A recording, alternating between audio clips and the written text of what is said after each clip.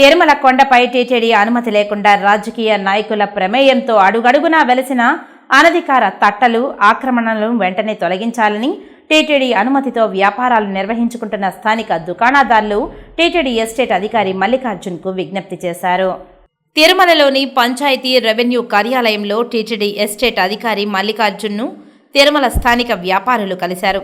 తామంతా కొన్ని దశాబ్దాలుగా సన్నిధి వీధి, కళ్యాణకట్ట, అన్నదానం, డిఎంబి రోడ్ తదితర ప్రాంతాలలో రోడ్లపై దుకాణాలు నడుపుకుంటున్న తరుణంలో ఆలయ అభివృద్ధి కోసం తమను షాపింగ్ కాంప్లెక్స్ నిర్మించి యాత్రికులకు ఇబ్బంది లేకుండా భవనాలు నిర్మించి తమకు దుకాణాలు కేటాయించారని, అప్పటి నుండి తాము టీటీడీ అధికారులకు సహకరిస్తూ యాత్రికులకు ఇబ్బంది కలిగించకుండా వ్యాపారాలు నిర్వహించుకుంటున్నామని వెల్లడించారు.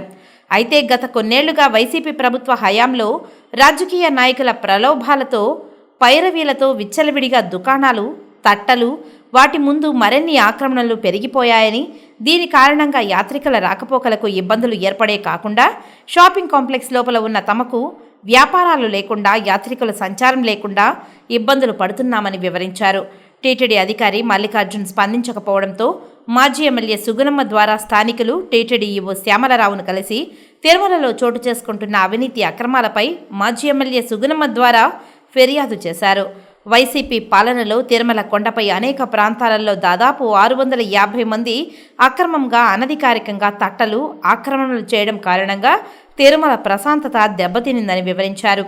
ఇవన్నీ యుద్ధ ప్రాతిపదికన తొలగించి తిరుమల ప్రక్షాళన చేపట్టాలని సుగుణమ్మ టీటీడీ ఈవోకు విజ్ఞప్తి చేశారు. ముఖ్యమంత్రి చంద్రబాబు నాయుడు, ఉప ముఖ్యమంత్రి పవన్ కళ్యాణ్లు కూడా రాష్ట్ర వ్యాప్తంగా జరుగుతున్న ప్రక్షాళన తిరుమల నుంచి ప్రారంభం కావాలని ఆదేశించడం జరిగిందని తెలిపారు. దీనిపై టీటీడీ ఈవో శ్యామలరావు స్పందిస్తూ తప్పనిసరిగా కొండపై ప్రక్షాళన జరిగి తీరుతుందని, అందులో ఎటువంటి సందేహం అవసరం లేదని సమాధానం ఇచ్చారని మాజీ ఎమ్మెల్యే సుగుణమ్మ తెలిపారు. 650 అనాథరైజ్డ్ ఎక్కడెక్కడి నుంచో చేసినటువంటి వాళ్ళందరికీ కూడా తట్టల రూపంలో ఇవ్వడం జరిగింది.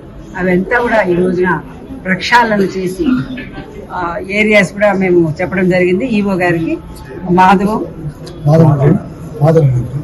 Nagar, DM road, Annapurna line, Vaikuntham line, Varahaswamy ఇష్టం, ఈ పాదాలు, శ్రీవారి పాదాలు, ఈ ఏరియాస్ అన్నింటిలో కూడా దాదాపు 650 కొత్తగా మరి లైసెన్సెస్ ఇచ్చి గత ప్రభుత్వం ఎవరైతే అనాథరైన వాళ్ళంతా కూడా వ్యాపారాలు చేసుకోవడం, మరి అంగడి ముందు వాళ్ళు అనాథరైనగా కట్టలు పెట్టుకోవడం, వీటన్నిటి వల్ల కూడా మరి వ్యాపారస్తులు దెబ్బతిని వాళ్ళంతా కూడా ఈరోజు ఎంతో ఇబ్బందులు పాలయ్యారు.